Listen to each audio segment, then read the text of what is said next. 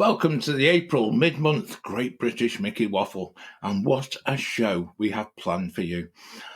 My fellow wafflers, Becca, Ben, and Peter, are here to welcome back. Yay, it's good to see you guys. How's April treating everyone? This year is going way too quick for me. Isn't it just? April already. Isn't it But just? it just means we're only 2 months away from our trip. So This is true. This is true. Yeah, It means we have less and less time to save up for Tokyo. that means Tron is open. Happily Ever After is back. Yeah. EPCOT Forever has Things are returned. looking up. So, Yeah. Suddenly the world's a better place. See how many of the tips and tricks that we find tonight I can use on my next holiday. Oh, yeah. Okay, yeah. Well, I'll tell you what, because we're welcoming back a friend of the show, someone who's actually listened to every single one that we've actually done. So Neil from Portwood Travel is here. So a big welcome to Neil. And we're going to be talking all things photography, photographs, and actually getting some of those fantastic tips to actually make your holiday memories memorable. And then maybe how to find the places around the parks that will make your snaps unique and different from the rest. There you go. I'm not bigging you up at all there, Neil, whatsoever. So thank you for joining us. Welcome. I know I've got my pen and bit of paper ready just to take some notes. So I would urge everyone else to do the same, because actually I'm intrigued as to where we're going to go with this month. So we've been actually wanting to do this show for so long. And it's I just want to go you. back, John. Neil, you've listened to every single one of our episodes. How did you do it? Please tell us we're getting better. Yeah, definitely better. Definitely. Good. Yeah. But you've got to start somewhere. So That is true. hats off to you. Thank you. Oh, thanks for listening to everything. Yeah, well, there's certainly been some great advice that you've given out along the way. So hopefully I can help tonight with some back.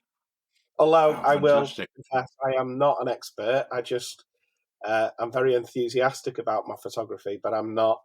I wouldn't sit here and obviously pretend to be an expert. So hopefully we can. I can show you some of the things I've taken and some ideas, but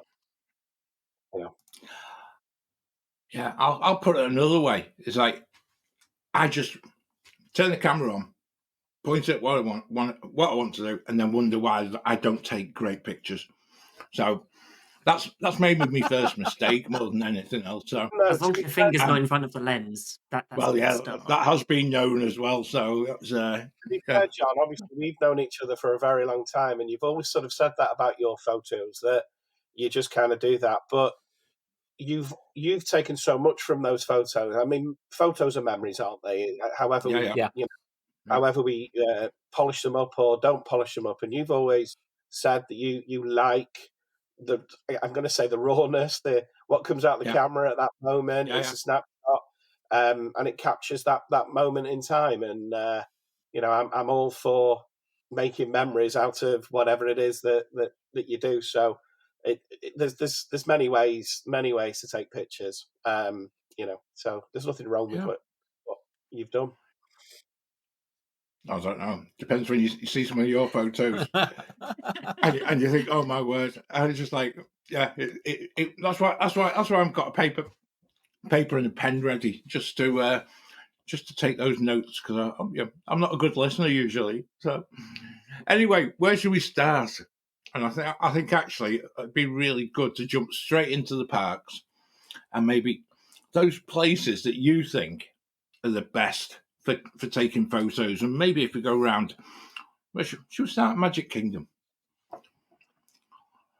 I mean, I always find it difficult to say where are the best places, because the way that Disney parks are set up, that where isn't there a good place to take a photograph? I think whether it's Magic Kingdom, EPCOT, whatever it is, there's always something to look at. And I think for me, when I first got into my way of photography was it was around about 2008, and I think we were probably on our 5th or 6th trip at that point. And I felt that I wanted to do something a little bit different with my time in the parks. So I started, and again, I know you and I, John, and the show's mantra is go slower, see more. And for me, that was through the lens. It was a time to actually to take a step back from that rush around the parks, always trying to find a fast pass, always trying to get to the next ride, to actually looking at the detail. And when you start to look through a viewfinder at some of the things that you're used to looking at and some of the things that you've taken snapshots of, you start to see more detail. So for me, I think if you just take Magic Kingdom for the start, and you know the castle is obviously first and foremost probably the most photographed park icon. I've always, I mean, I've got thousands of pictures straight on in front, the way it was probably intended, but I always look for different angles as well. And I think that just comes out of repeatedly seeing the same things over and over, trying to look at from another angle, from another angle, from another angle. So, Yeah. you know, if you're in Magic Kingdom, you have to start with the castle. So, you know, as I say, I think trying to find different viewpoints of seeing that castle and not necessarily seeing it as a theme park and trying to sort of see it that it could be taken. I think the castle from certain angles, particularly from towards Tomorrowland, if you look back across, there's plenty of greenery, there's water. You can almost get lost a little bit in thinking it's just another proper park, not a theme park anywhere in the world. It's nestled in. Yeah. It's so. As I say, I think that's sort of a starting point for me is around the main park icons initially, trying to find, and that That's goes with all of the parks, all of the park icons, trying to find somewhere where you can not make it look in the context that it actually is. certainly at Magic Kingdom going towards Tomorrowland. You've got a little dip in the road, in the pavement, that Yeah. you can stand in front of and get the water and the castle, and So that's a there's really good shot. either side of the once you've just crossed into Tomorrowland and you've got I'm going to say the exit to Stitch or the other Laugh exit floor, entrance to laugh Tomorrowland floor, isn't it? Laugh Okay. floor. But yeah, so you've got those sort of two little corners that you can just step away from the bridge, Yep. and you get some really unique shots coming across that way, both in the day and at night. You know, they each bring their own different sort of play on what the castle looks like. So you know, that's where I would start. That's a really good one to actually begin with, purely from the fact that even with the recent, you know, the repainting job that they actually did with the castle actually enhances the overall colour within your Yeah. photos as well. So, you know, it's obviously something Disney were very much mindful of when they decided to sort of pink it up a bit, you know. Yeah, and the change in the hub as well. I mean, when I sort of go back and I look at some of my older pictures when I first sort of started around there, Yeah, all the expansion of the hub, and there was more water, there was more. I think they actually really called it the Rose Garden. I think perhaps Yeah. officially Yeah. it's called something like that. But again, there was some really nice sort of unique shots, which obviously we won't recreate now. But the detail that they go into is you know, it's second to none. yeah.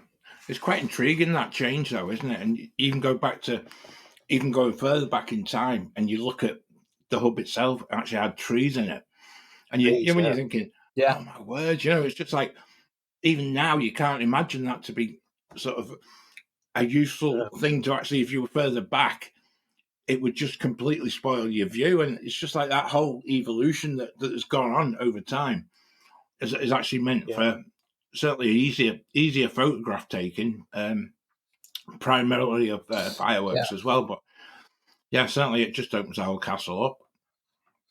But again, if you just keep it on the castle as well, going towards well, getting over onto Tom Sawyer's Island and around there, again, you get some really, really unique angles of the castle as well with the water and just different viewpoints that set them off. I always found when I first started taking photos and video in WDW, that the best thing to do was find a photo pass photographer, because they're normally in the best places and they will give you a start. You know you're going to get a decent picture there, and then once you've got found your feet, then you can go looking for the odd angles that you're talking about. Yeah, The definitely. only downside to that, Peter, is that there could be a lot of people crowding around a photo pass photographer, and trying not to get people in your photo is already a challenge at Disney. It is, yes. Yeah, and that's something I think over time I've perhaps strived for more and more. And I know it's a very odd thing to say in such a busy theme park, but I've really now got to a point where I don't like people in my... It gives context when there's people in it, definitely. But I've been known to... I mean, I frustrate myself and I frustrate my family that I am prepared to spend hours to get a shot sometimes. And I know over the years with my kids, they've certainly Reese, he's ridiculed me many a time when he was a younger teenager, and he'd used to, he'd snap it on his phone and it'd be on Instagram within seconds, and I'd be there hours later trying to sort of, perfect it. And now he's a little bit older. I think he understands that more, and he's got more into the proper camera setup. But patience is definitely something that you need, and that's why photography within Disney World isn't for everybody, because most people are families. Most people are going first, second, third visit, and they're still trying to capture everything. We go with the benefit of experience, hindsight, time, repeated, and we're not now worried about what we do. And I genuinely believe I could actually go and spend my entire time there and not actually enter a park, and still believe that I could go around and just concentrate on photography. There's so many places outside of those parks that you can you can get it, but it's patience. It's finding your shot and perfecting it until or sitting there until you can perfect it. And that sometimes means you're just waiting for that 1 second, millisecond, where somebody's not in front of you.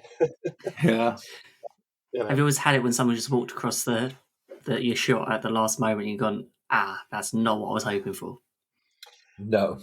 You just sit there and take it again and take it again. Eventually you'll find. I mean, there are tricks in Photoshop as well that you obviously widely out there available that people can quite basic now with Photoshop skills, but or even phone software and things that you can start with people. But I'd still rather take the shot without the person in it if that's what I'm going for.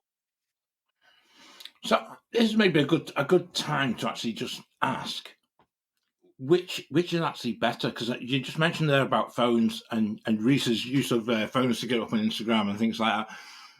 Would you say that phones are now at a stage where they actually make the I shouldn't even old-fashioned, but certainly the expensive camera setup with lenses and all that, is that obsolete, or is it still a necessary part of having a decent camera to take decent photos?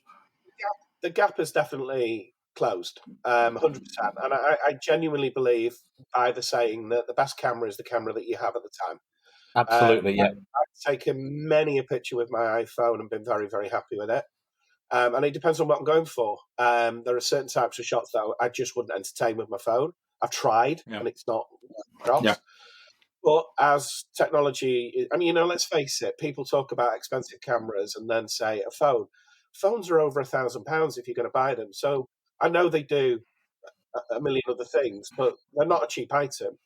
So with the improvement in the actual hardware of the phone, the increase in megapixels, the increase in sort of zoom range, even though it still relies a lot on digital zoom rather than proper focal length, but an iPhone now has got 3 lenses on it. Yeah. So the gap, as I say, is definitely getting closer. The software within the phones, helps that as well. So it also relies on what chipset you have in your phone and things like that. It's not just that a camera phone is better or worse. It kind of relies on what your chipset is capable of. Yeah. I mean, in this day and age, nobody really prints much out anymore, and if you do print it out, it's still in a small format. Very rarely are we printing stuff out to put, and hang on the wall. I wish I'd done that more. I keep promising myself that one day I will start printing some out. But a phone is fantastic. It will give you great pictures. Yeah. But given every time I go, I am laughed at because purely on the size of the backpack, the weight of the backpack. I mean, it's not something that you can carry around all day, every day. So, we make use of lockers. We make use of family members. When the kids were smaller, we always had a push on. Now I've got a big beast of a lad that carry it around at times for me. But I mean, it is a little bit ridiculous to see sometimes. I always have a great laugh with the security guards once they start opening the bag up and start looking inside at the amount of gear that I take in, because I will take multiple camera bodies in, multiple lenses, multiple tripods, but it's all used and it's all for a purpose. And I try to maximise, and I know I'm sure at some point we'll perhaps lead on to fireworks, but I try to maximise my time in the parks. And I know that if I've just got one camera shooting fireworks that particular night, I'm limited to that one set of images. If I've got two cameras set up with two tripods and different, slightly different angles or compositions or whatever, and two remotes, I know that I'm doubling up, and I can play with different settings and different things to create different shots, which you definitely couldn't do on an iPhone or similar. Do you think a bridge? Sorry, you go first, Ben. Yeah, I was going to say the thing with iPhones, most of our trips have all been with an iPhone in the pocket.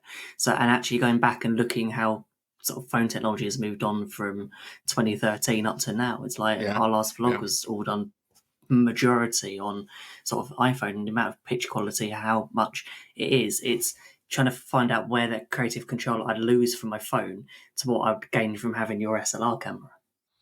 Yeah. I miss my SLR camera. Just simply. Yeah. Do you think a bridge camera is a good compromise or not? Yeah, I mean, it's a step up. It's going to give you a little bit more control over the pictures that you take. And again, it's not for everybody. And I come back to this: is that I look at it as, for me, if I just went back now and went into the parks and all I did was just ride rides, genuinely, I'd be bored. I love the rides. I love the theming, and I love being upside down on roller coasters and whatever it is. But I just think that the photography is perhaps the thing that constantly draws me back. So if you want to start to sort of up your game a little bit, and you don't, you want to sort of have a camera, a bridge is great. For me, when I first got into it, I don't think the bridge, there was still more small compact point and shoots. That, again, like everything, technology is on a mark. It's and you can change lenses, you can do different things. I like to shoot in manual mode. A lot of people like the comfort of just picking up a camera, putting it in an auto and taking a picture, and fine, the result's there, it's great.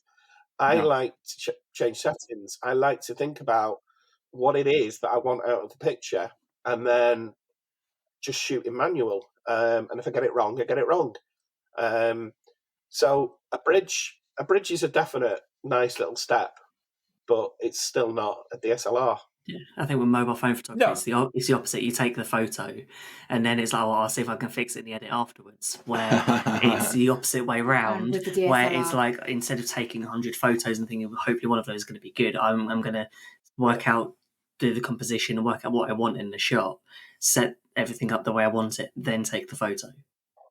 I think for me, where phones, iPads, tablets, whatever, have kind of caused more of an issue is more with video than it is with picture, because I think most people understand with the phone there's limitations to what they take photography, but You get a show now, a fireworks show or anything, and everybody's got Yeah. filming it on the phone. And if they just step back and looked on YouTube, they're going to see something so much better than they're recording.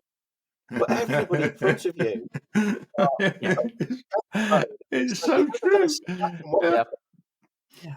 You know, if you're going to record it, get a decent video camera to record it, Yeah. or as I say, look out there where somebody else has already done it. Yeah. So I see so many people watching the person in front just to watch it through their phone because they can't see over someone else holding their phone up or iPad or whatever up in front of. It's instinct though. Everybody now pulls the phone out to film something, to put it onto TikTok, to put it onto wherever, and it has its place. It has a use.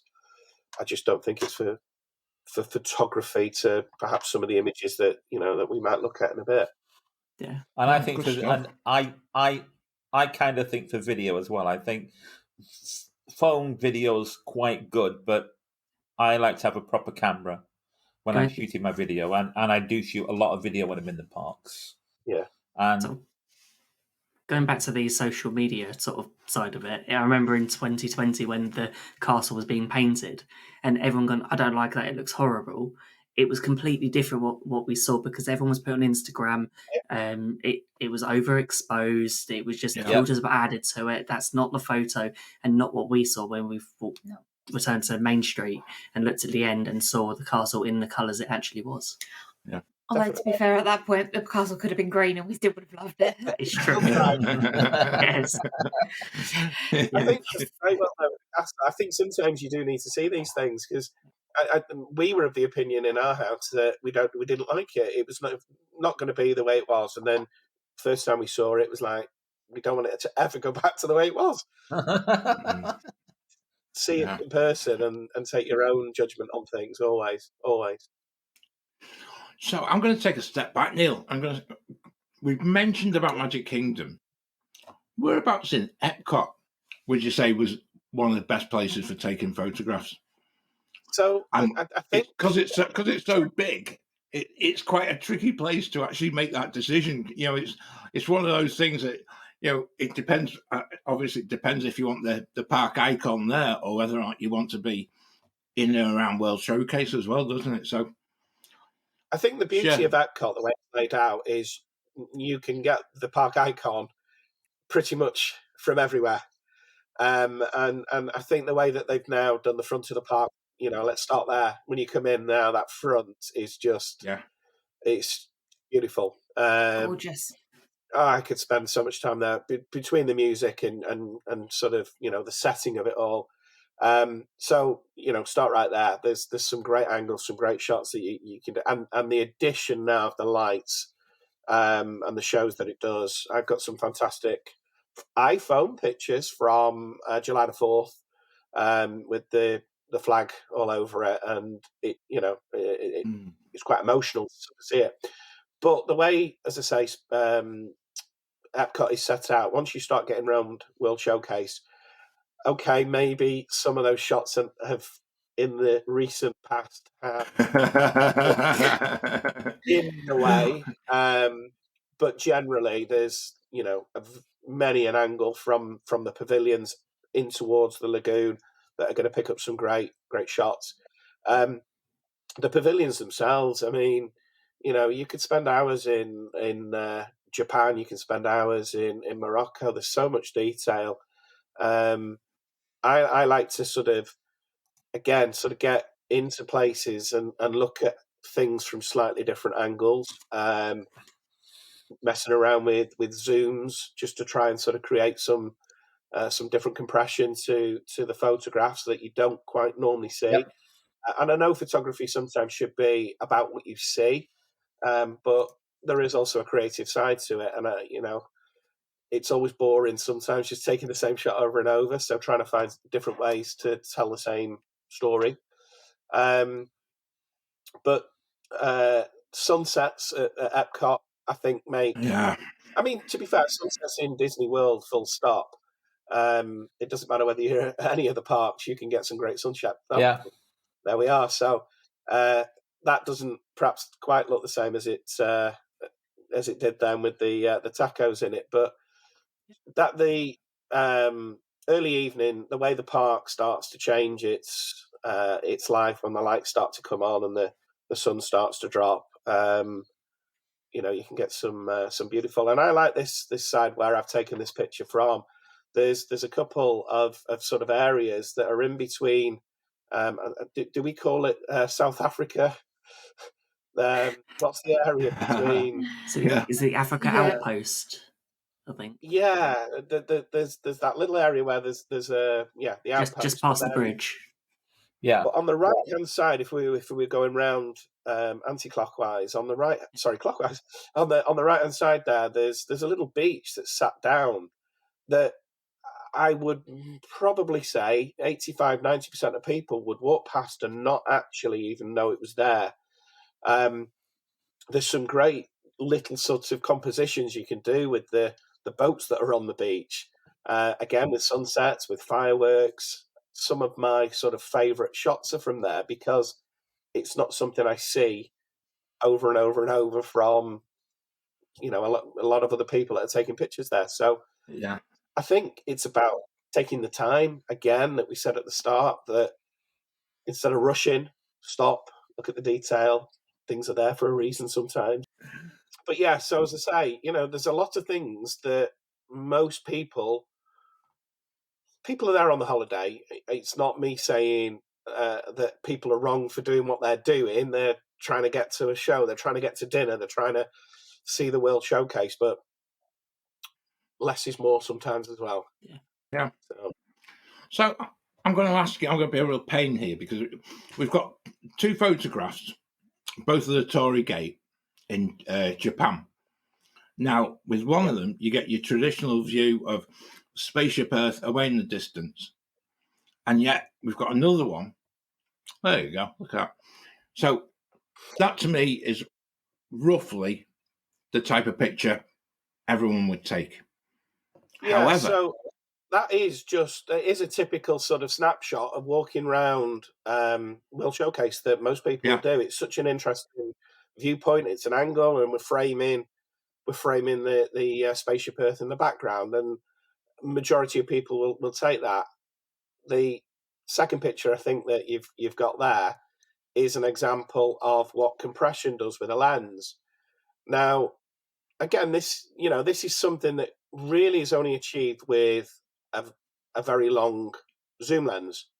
Now, what I've done with this picture, and this is another example of spending time waiting for that perfect moment where nobody walks past you. So for this scene, you have to sort of imagine me now backed up well into Japan. I'm actually sat on the floor at the bottom of the stairs that take you up to Tepanido. Yeah. And I'm punched right in on a big zoom lens, and I am waiting for that moment where people aren't passing across in front or even walking towards me, which probably, I don't know, I won't exaggerate, but I was probably there for the best part of an hour to try and get that picture. But that zoom for me now makes that picture really unique, really interesting. Yeah. And that's one good thing about Spaceship Earth, because you might be able to find within some of the pictures I've sent from Italy. Italy's another sort of great angle because we talk about interesting things to sort of see, and there's so much architecture within. But so again, that's punched in compression. It makes the Spaceship Earth look like it's come from outer space, and that wouldn't be got with an iPhone or a standard sort of point and shoot camera. As I say, there's a few sort of examples of that within the Italy photos, and I just think they make really interesting snapshots. If you tried to take that with a standard sort of camera, Spaceship Earth would be Tiny. tiny little ball. Yeah. Yeah. I think I've got a picture like that with Spaceship Earth about a quarter of the size. Yeah. It's like so small in comparison to that. It's So just to be really dim, what is compression? You talked about that. So what is compression? What is it you actually do to get a picture like that? So I'm certainly not going to explain it in a proper technical way because I don't know. That's good, because I wouldn't there's a understand technical, I'm sure there's a technical answer, but it's literally just. I mean, it is I guess a phenomenon that kind of happens by the fact that you've taken yourself further away, and so the object you're taking in the foreground is first off your primary, but because you've now zoomed in, it brings everything in the background into the foreground and actually just makes it look so much bigger.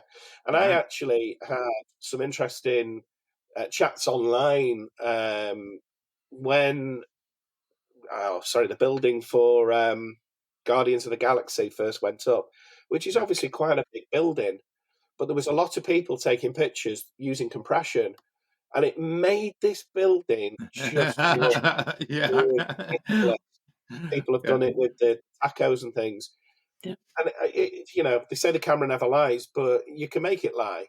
And as I say, I had some very interesting conversations online with people that were taking things as factual, and it's not that big. As we know, the spaceship Earth isn't that big in that location.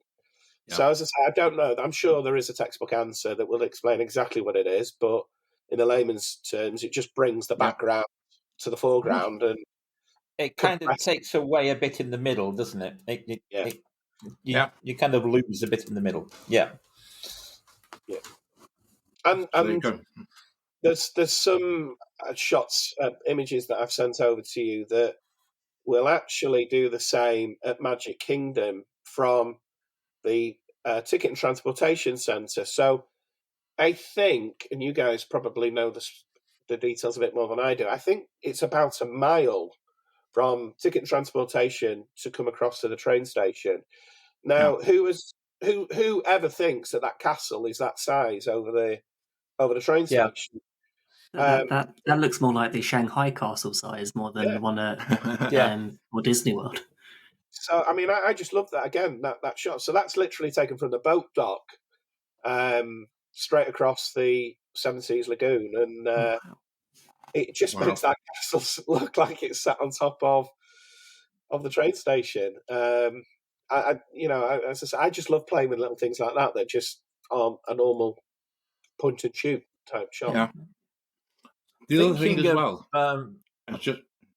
sorry, Peter, just thinking as well, Neil, I know that if you've got a limited amount of park days on a ticket and you are interested in photography, the Ticket and Transportation Centre is actually one of your favourite haunts for taking firework pictures, and also for getting pictures without actually using a park entry.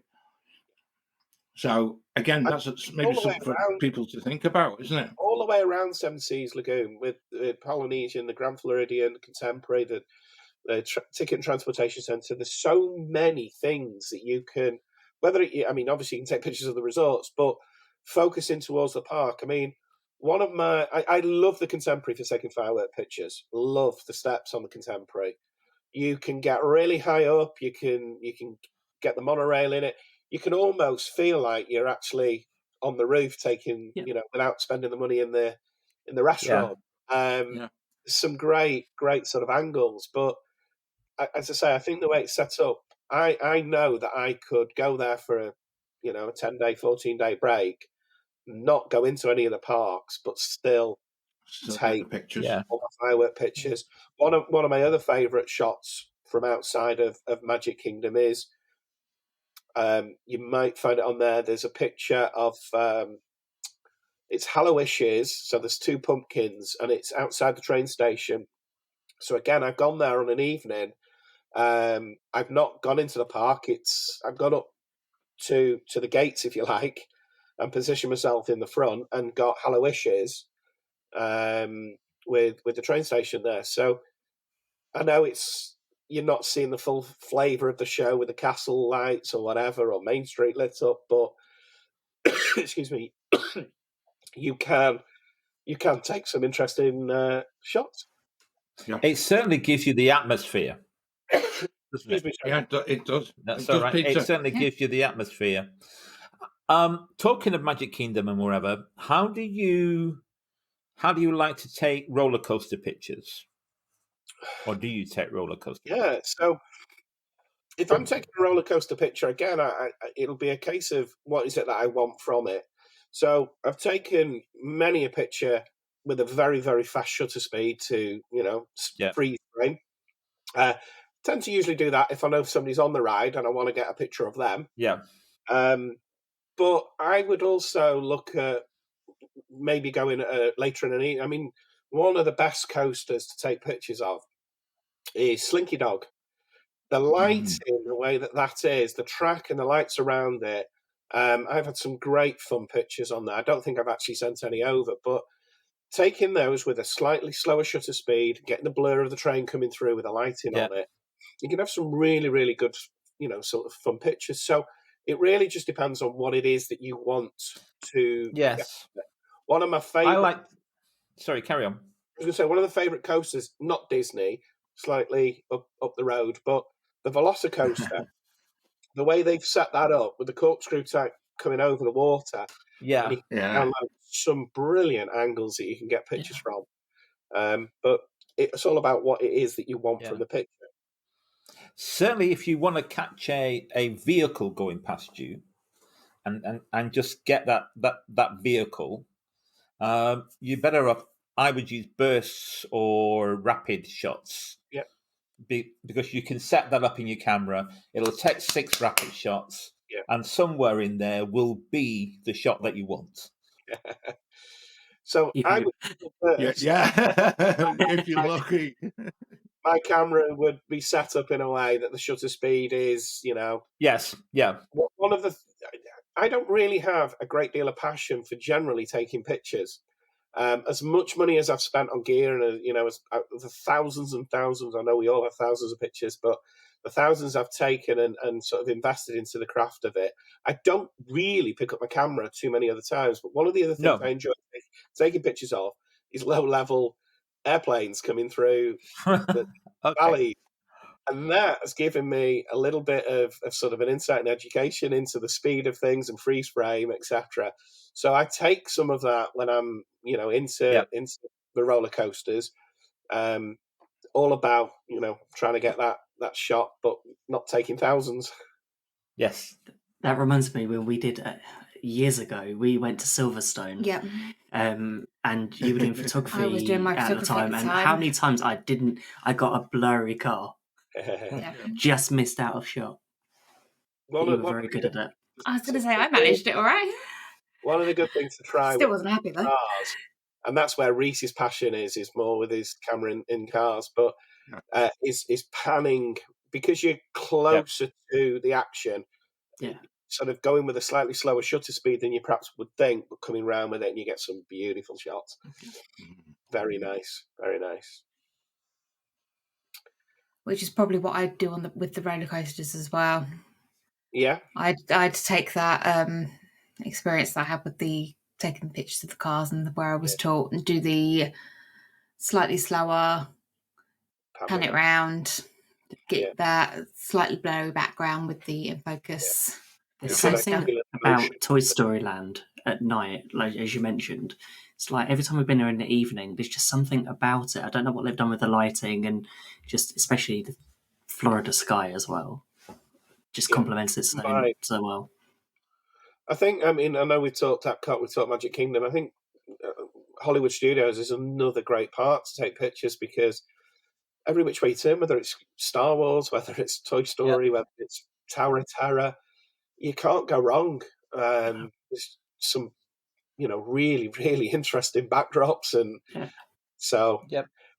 I was going to ask you when we got onto Hollywood Studios, how would you take a picture to get the breadth of the lake in the middle? Echo Lake. Gertie, Echo Lake. So to get Gertie and get everything that's around it. So, from my perspective, if I was trying to go for that, I'd simply be switching out for one of my wide-angle lenses. I've got a couple of. I have a really, really fun lens. I don't know whether any of you have ever tried a fisheye. They are. There are limitations with them. Sometimes you struggle and you think, I just can't get a picture with it. But there are some and I'm going to switch a little bit back to EPCOT, getting right underneath Spaceship Earth with a fisheye is just phenomenal. But traditionally with Echo Lake, it would just simply be a wide angle shot if you're trying to get everything into it, and it would be about also the getting your focal rate right as well, making sure that everything is in focus if that's what you're going for, to make sure that you're not blurring things out unnecessarily.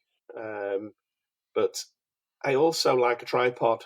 And I know in daylight that's not for everybody, but if you're going for something like that, a nice wide angle that you can set up, having something steady to put your camera on and actually spend a bit of time with composition, I think a tripod is great, absolutely great.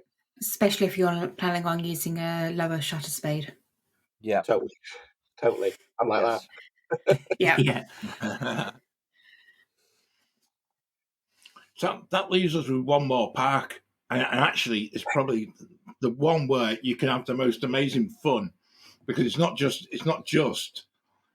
the theme park element of it. You've got like the moving animals. I know quite a while ago we did a show where we were talking about being on the safari, and my amazing ability to take pictures of every animal's backside, all the way around. You get the backside of every animal, because you're either in the wrong part of the bus, or the fact that the animals have heard that I'm coming and decide that they don't want the pictures taken, But Animal Kingdom, I actually think is probably the best place for just taking photographs, and certainly when you get to Pandora, the way that changes through the day, just with natural daylight, becomes amazing, and then at night time just takes on a completely different life of its own. It's just a complete joy to take pictures in. Yeah, I think if you basically said everything there. It's a fantastic park, and you can spend so much time in each area and not exhaust it. Safari isn't easy, to be fair, to take the right kind of shots, because just the sheer movement on the trucks, you're bouncing around. You think you've got something lined up, and your camera's Yeah. Yeah. it's, and I know the animals are always going to kind of be in certain areas from the way that it's set up, but doesn't mean to say that they're going to be in the most photogenic mind frame and do what they do. So it is a challenge. And again, at different times of the day, with the lighting in there, you can get some really different shots. Everest, I could never get bored of walking around sort of the Asia side of things. I love the way it's set up. I love the sort of the theme, and I love the way they've created this whole sort of experience that makes you feel like you are at base camp. And now everybody will have walked under those time and time and time again, and that will be standing back a little bit, but it will also be the camera probably is quite a distance above my head, and I'm probably on tiptoes just to try and get that angle of those, and again to have nobody in it. But I think it just sets it off, I think. And the other one that's there as well, that a lot of people kind of walk past, and they'll have the pictures taken in front of it as you were approaching the water.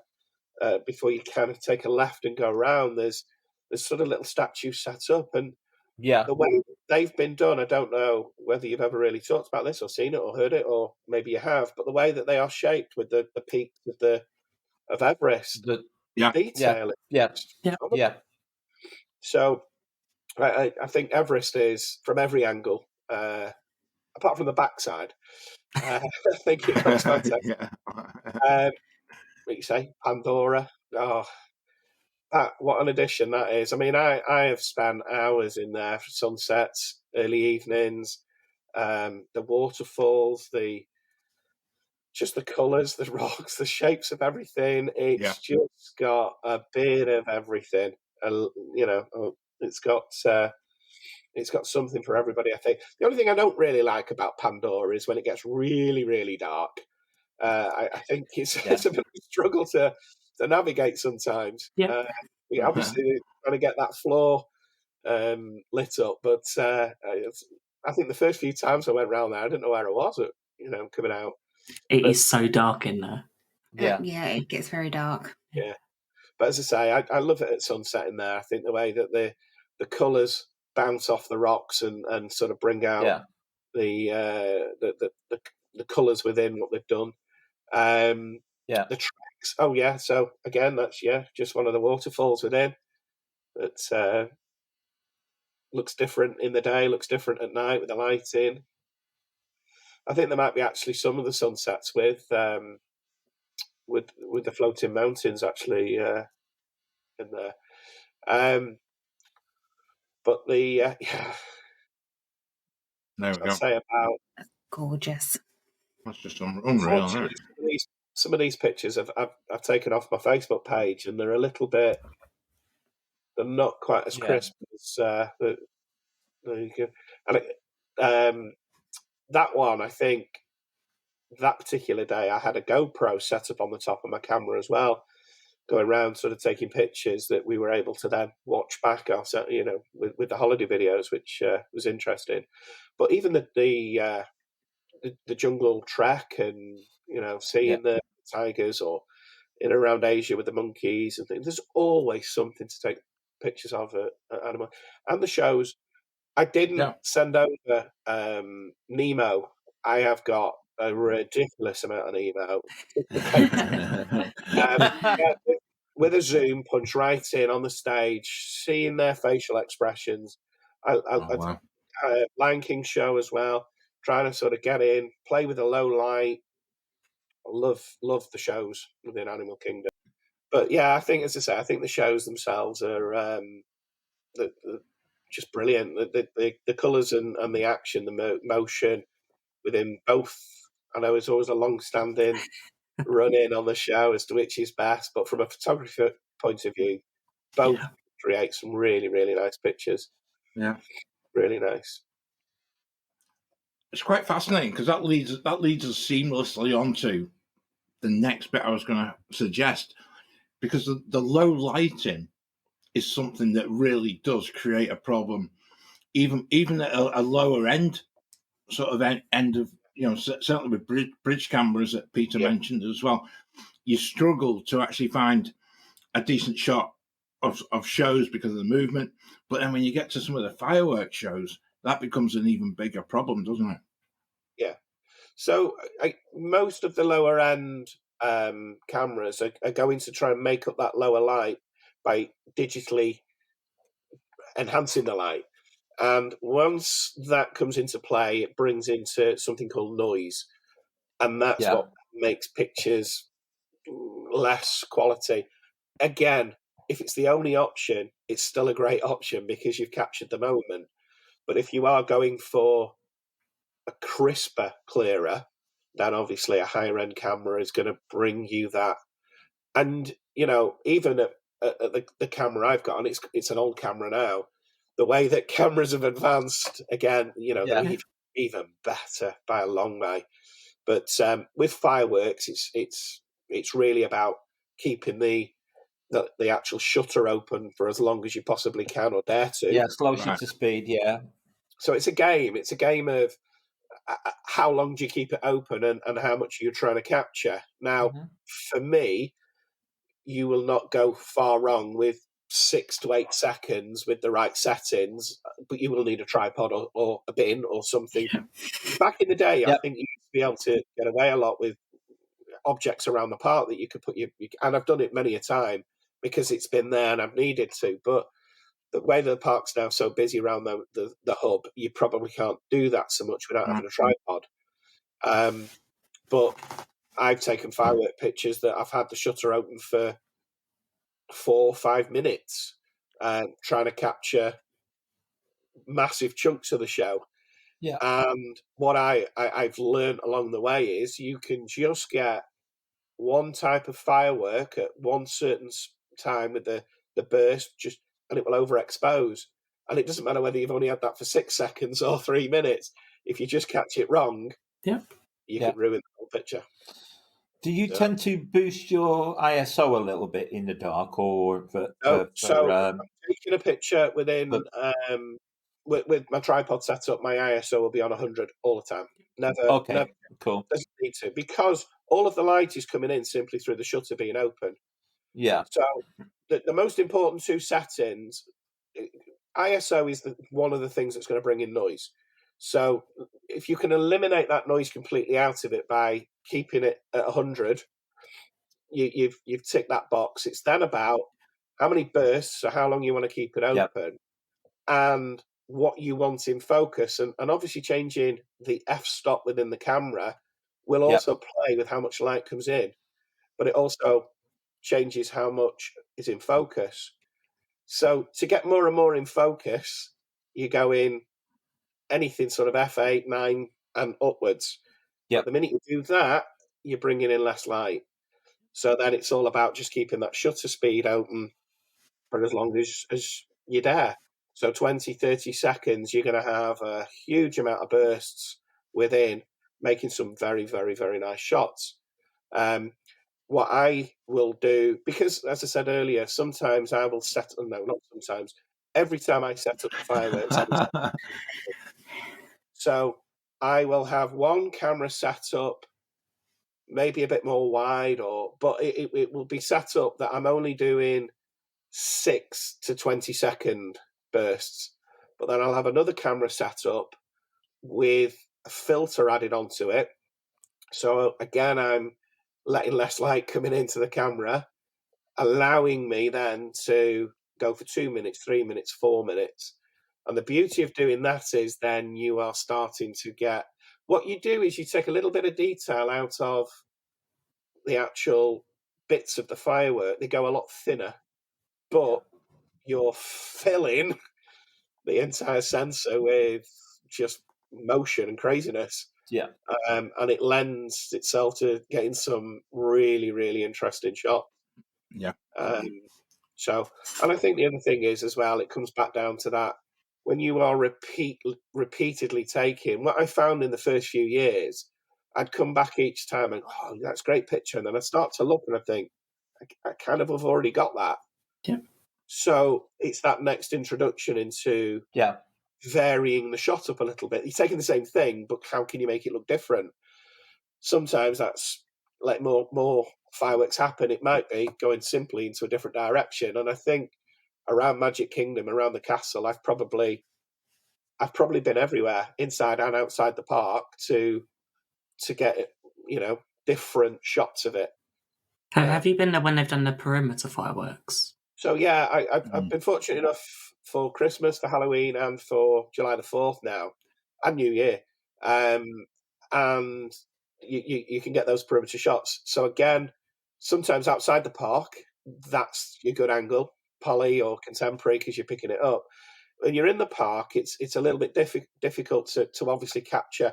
So that's where an ultra wide angle sat low will at least fill the frame left to right, but it's still not getting you behind.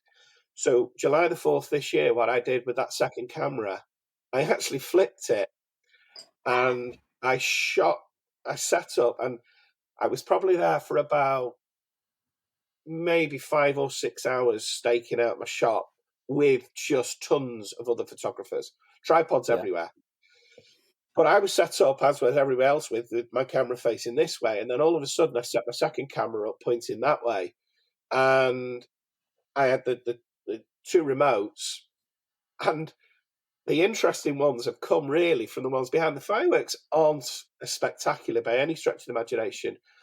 But there's quite a juxtaposition that comes about with the picture, because what the picture in reverse captures is just thousands of people, obviously all facing the camera, all lit up by the fireworks that are going off in front of all camera phones in the air.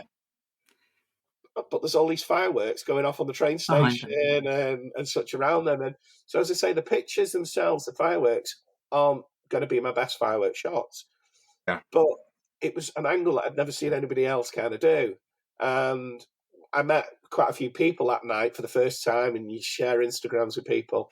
I had a chat with a few of them, and it became quite a talking point that these pictures were kind of like the fun thing of the evening. So the perimeter ones, they do add another flavour to it. Yeah, one of my favourite shots that you've sent is the one from actual Figment, part of EPCOT, and actually, just to be able to, I'm trying to see if I can get it to come up on screen. There we go, and just to actually have the monorail, the fireworks, the fountain at that particular point. Yeah. I'm just thinking that my camera just wouldn't be able to cope with that, and I wouldn't be able to cope with it, because actually how to keep all of that within the one shot is just absolutely a crazy sort of thing. It's just a beautiful picture. That is 100% in the setup initially. I knew what I was after when I went there, so I specifically set my tripod up in that position to keep this monorail in shot, but not be the main focus of it. To get are you going to say a fountain or upside down waterfall in shot? Yeah. The actual framework behind it, and then obviously the main focus is the fireworks. I can actually still remember setting up that night, and a cast member came over to me, and to be fair, she was trying to, help me, tell me that I wasn't going to see the fireworks from there. And I was like, I know I'll see the fireworks from there. I'm not trying to get a normal kind of picture. And we had a little discussion for a while, and I don't think she could actually understand what it was that I was trying for. But later on, I hunted for her and I showed her the picture of the all right, I get it. But it was about thinking about the shot beforehand. I'm not going to lie with that one. I had seen something similar. And that's photography anyway. I think you draw inspiration from others as well. I'm not certainly not the first to come up with that or the last, but finding your setup before you go, and it again comes down to trying to keep reinventing what you're seeing, because if you're just going to keep repeatedly standing there night after night watching the same fireworks, you do get bored, irrespective of how much emotion there is for the fireworks and how much we love the music. If you're just standing there night after night after night, and I've gone many a time where we've done a day somewhere and everybody's absolutely down on the legs, and we've gone home, and then I've gone back out just to take fireworks night after night. So you've got to keep reinventing it. You've got to keep finding different angles. One of my most fun nights with fireworks was I set myself a challenge, which I did manage, but it was a struggle, which was to get fireworks back in the day when there was some very good fireworks going off at Hollywood Studios before they started to scrimp on others. So I started off the night. It's just the way the timings worked. Off memory, one would be 9 o'clock, one would be 9:30, and one would be 10. So at 9 o'clock, I was in EPCOT for the illuminations fireworks, and then at 9:30 it would either be Star Wars or Frozen fireworks in Hollywood Studios. So I then got myself into a different position within EPCOT to get the Eiffel Tower in the foreground with the fireworks in the background, and then I parked deliberately behind the beach, Yacht Beach. I then hot-footed it out of International Gateway into the car and across to Magic Kingdom, the Ticket and Transportation Centre, to then get wishes. I think what helped me that night, there had been a little bit of poor weather or inclement weather incoming, and there was a slight delay on wishes. On my wishes picture, I've got the castle with wishes and 2 bolts of lightning coming down either side of it. Oh my So I word! kind of class that night as a little bit of a holy trinity, because I managed to sort of get all 3 in an interesting kind of way. So something I think EPCOT again at New Year really comes into play is the fact that, I mean, obviously this was Frozen, but you get fireworks around every country. So again, you can get some really, really nice pictures of fireworks with the foreground being, say, China, and the background, obviously, with fireworks you just wouldn't normally see. But I just think that one, I deliberately positioned myself so that I could get that in the foreground, because it's not a photograph that I'm going to see in too many other albums. No.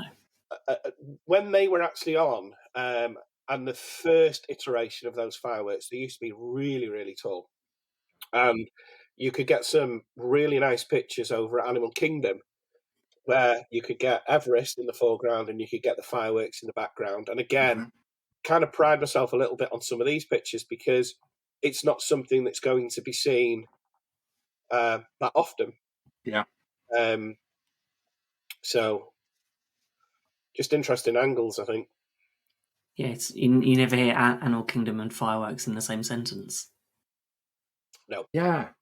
I think that's part of that to me. That's part of the whole of this show is just like inspiring, just for the fact that even tomorrow you might just be able to just go out into your own locality and then start thinking about how you would take photographs a little bit differently, and that really is the whole point of having this show, because in some respects, certainly next time we're in a theme park, we would definitely all be looking for a different perspective and a different place to actually go and take that memorable shot.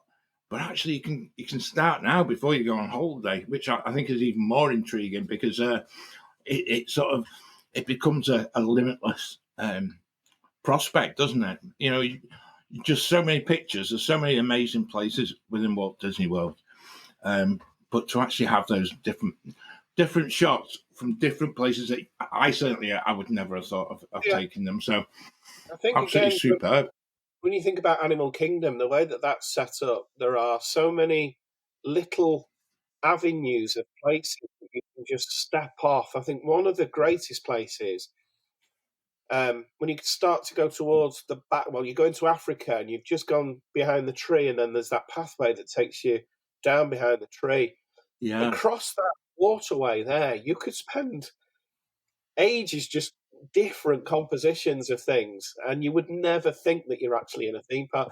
And like I say, it's not for everybody because snapshots, memories. You're taking pictures of the family, you're taking pictures to look back on of your moment. But if you have got the time, definitely stop and look. On our last trip, I remember on our last day at Animal Kingdom, the first hour was foggy, and we'd never seen Disney Park with so much sort of mist. And we were in Animal Kingdom, and it was just, I think we spent, after going on Everest, we spent the next 45 minutes just going around taking photos. And some of them are the best that I've ever taken. Just because I've taken the time to just focus on that instead of just going, oh, I've seen this character, I better go and quickly get my phone out to take a picture. I've actually just thought, oh, what's in the shot? Am I getting the tree of life in? How much water and reflection and just the things that you don't sort of think about.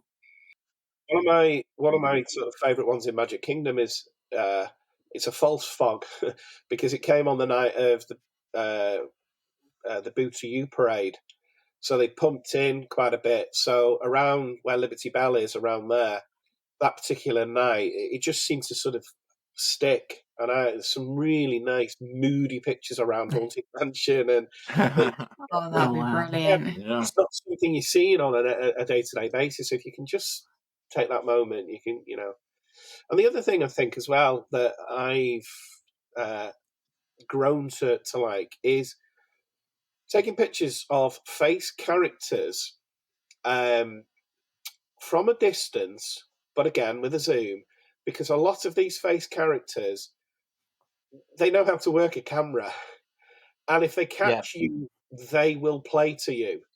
So they're in the middle of obviously, a meet and greet or whatever, but there's that brief moment where they'll look into your lens. And I've had some great exchanges with friends of characters that have reached out for pictures that I've taken. And as I say, you can some great cast member interactions with them. Is there one picture in particular that you would say you're most proud of above all else? I don't know. I think one thing I learned of today, and I think I exchanged this in a brief text with you earlier, is that I need to be prouder sometimes of the pictures, and I know we've only seen a few here, but when I've sat back and looked through the many, many, many thousands and seen some of and I keep there's more I wish that I'd sent, but is the one I don't know. I mean, for me, it's I always my go-to is fireworks. I think that's what got me first interested. So I think probably some of the ones that have got many builds up of fireworks in them, I love that because it is just a different level. I like the punched in stuff. But I don't know whether. I mean, I'm just going to have a quick look through some of them.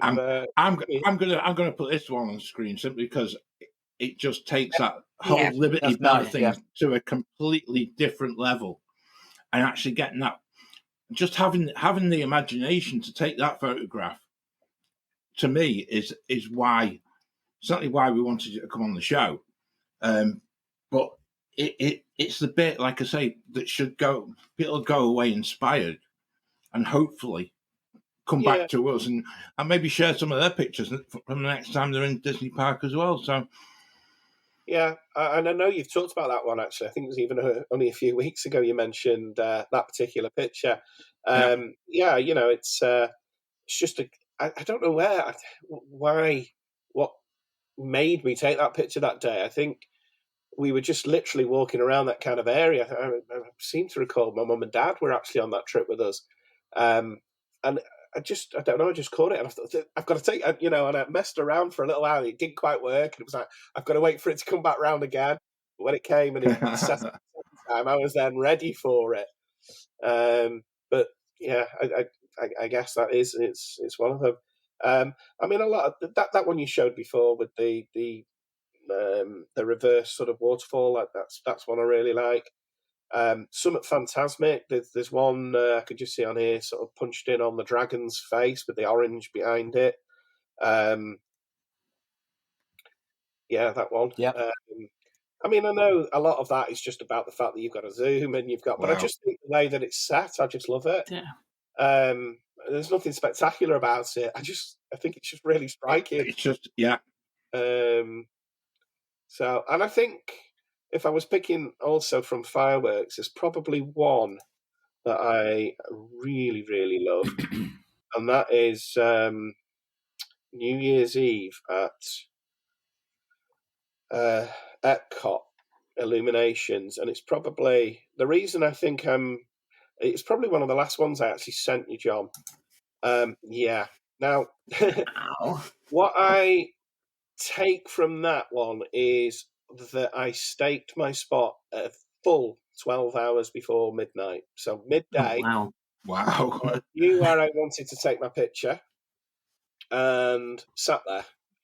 Fortunately, there was 6 of us. My dad likes to sleep like I like to sleep. So moments in those 12 hours that he was on duty asleep against the rock, but to come away with something after, as I say, staking out your position for 12 hours, having the patience to stake it out and then come away with something, that was a reward for me that night. So that's probably one that I'll remember for a long time. And not a taco or Stargate Insight. Yeah, how it should be. Absolutely. I've got to say, to be fair, I took quite a few in the summer from similar sort of position, and once those fireworks are actually going off, you don't really sort of see. It's the daytime that's spoiled by it. The nighttime show, it doesn't, the glare. If you can bring the show is good. If you can bring that picture up again, if you would, John, that last one again. I think the tree makes that shot. Yeah. The tree gives you the perspective. Yes, and that's why, I mean, that tree has grown. I've been to this place quite a few times because it's very hard anywhere around World Showcase to actually get an uninterrupted picture. There's something everywhere on everything, whether it's a torch or... So you've got to kind of work with what is there. And that tree, as I say, it's grown and grown and grown over the years. But I'm with you, Peter. I think it just gives it a little bit of. I'm not disappointed by the fact that it's taken part of it. I think you're right. It gives it a little bit of context as to sort of where you are. It brings something into it. So. Absolutely superb. And I've just got to say, I've just found the chat there so inspiring that not only have I filled my notebook, I'm going to dig my camera out and go just take some pictures tomorrow. So that's hopefully what everyone listening to this will do as well. Becca gets her camera back. I have to go and buy one. Yes. Yeah, definitely. You need to set that as a target. Yeah, I traded it in for the vlogging camera. June 2020. June 2020. There you go. You see. Yeah. Yeah, it's I sort of went a little bit away from still and went to video, and now I'm back to still and let read. Right. Yeah. Now, as we invited you to talk about trips and planning and the photos and making special memories, I think it's only right that we kind of have a bit of an update, because you were previously on the show with Karen, your wife, talking about setting up Portwood Travel as a travel agency, totally from scratch, not just talking Disney holidays, but cruises and places across the globe. So how's that going? To be fair, it's going better than we could imagine. Obviously, at this stage in, let's say, finances for a lot of people, Disney holidays are something that, for some, it's going further and further away from being achieved. So whilst our passion has always been Florida travel, it's what we've done as a family repeatedly for over 20 years. And probably, I won't lie, was the main reason we went into the travel agency, because we'd helped so many people plan Florida trips. We also realised that it's a big world out there. There's a lot of places to go, and for those that are still saving up for Florida, we can help them on the smaller breaks as well. So it's been a really nice balance. I think whilst everybody wants a bargain, there aren't really any bargains with Florida. Disney have it covered. There are more bargains if you're prepared to stay off site. There are more bargains if you look at other theme parks in Orlando. And there are more bargains if you center it. We do a lot of trips for people that will stay along the coast, or they'll put a cruise on it, and they'll just do 7 days now in Disney rather than full on. So there's something for everybody, and we have a really, really nice blend of customers that mix and match and try different things. But the rest of the world is a big pond, isn't it? And we ourselves would like to perhaps explore a bit more and not just keep ourselves to Florida. And cruising has been something that we've fully embraced over these last few years, and I think it's such a growing market. I think there's something like about 35 more cruise ships due in the next couple of years. So wow, it's becoming a market that there's some bargains to be had with cruising, because everybody's fighting for that little bit of business. So as I say, for us, it's very much a two-pronged attack.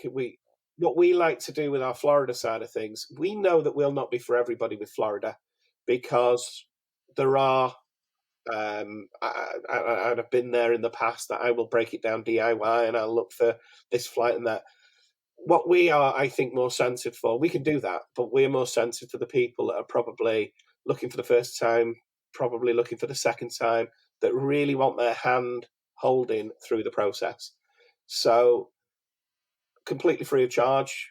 That's a service that we'll offer that you won't get from dealing with the major agencies online. We work with those.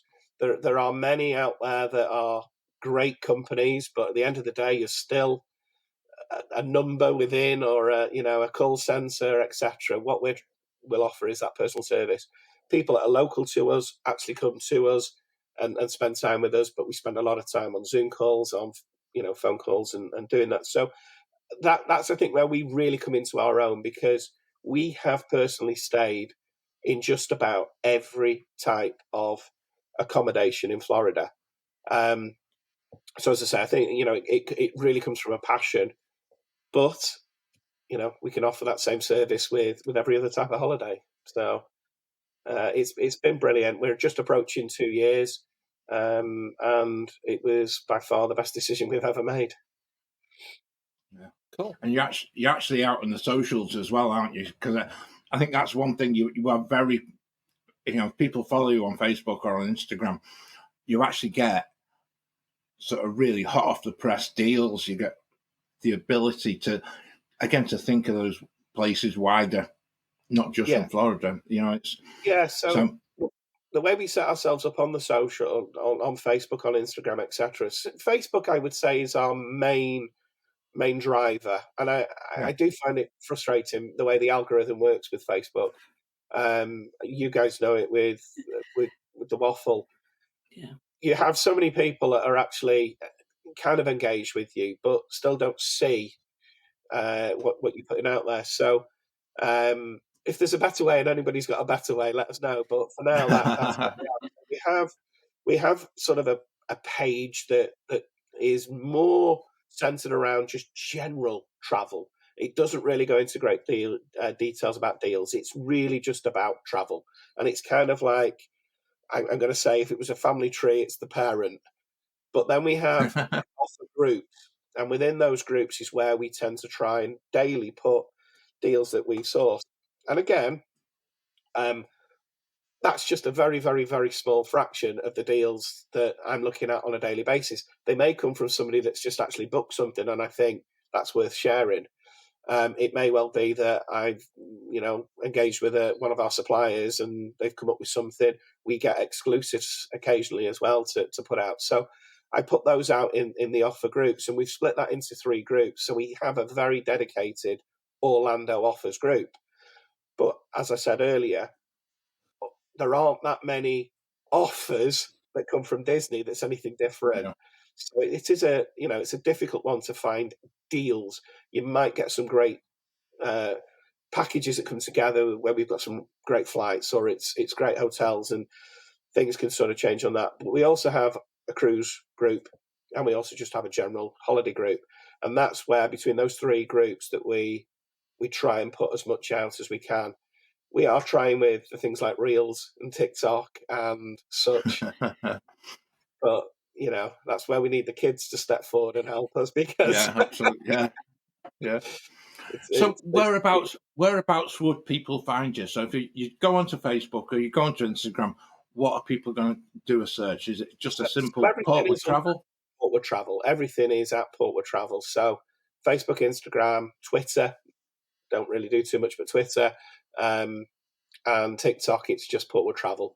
And from Facebook, if you are in Portwood Travel, within the page, it will then have the links to the three groups from there. So yeah, anybody, please come along, say hello, like the page, join the group, and get involved in the community with it. And what I'll do, if you watch on YouTube, I'll put the link in the description, and also it'll be on our show notes as well. Yeah, Super. That'd be brilliant. As well, Neil, it's just one thing to just throw out there, because I know very much we've got quite a following from the USA who may be thinking of coming across to Europe or somewhere in Britain, but they can get in touch with you as well, because you can actually offer them, maybe if they're thinking of coming to the UK and then maybe on to Paris, it could be a case that they could contact you for helping planning. Absolutely, 100%. Actually making that. So it's not just a British thing. It's actually works the opposite way as well. Everything that we do for UK-based people, obviously, we've got ABTRA and ATOL protection for everybody. Things obviously are a different sort of animal, I guess, with dealing with US. But we have done quite a few US packages for people coming this way. It's definitely something that we can talk to people about. Yeah. What we need is a meetup in Paris. The Great British Mickey Waffle. Yes, we do. We need to have a proper social meet and get it all organised. Yeah, that'd be good. That'd be a great idea. So, that just about wraps it up for April. Neil, thank you so much. That has been a truly inspirational show. I certainly know, my Facebook prowess will maybe allow me to go and find a bit more out about Portwood Travel on there as well. But I really appreciate you coming and sharing all those photographs as well. It's just been absolutely superb. So a big thank you for joining us. My pleasure. Thank you. And we will see everyone very soon for a bit more Waffle on the May the 1st show. Obviously, we've still got our Wafflers Wednesdays, every Wednesday night, live on YouTube, 8:30 UK time. And it just leaves us with one thing left to say. Until next time, waffle on. Waffle Waffle on. on. Waffle on. Go on.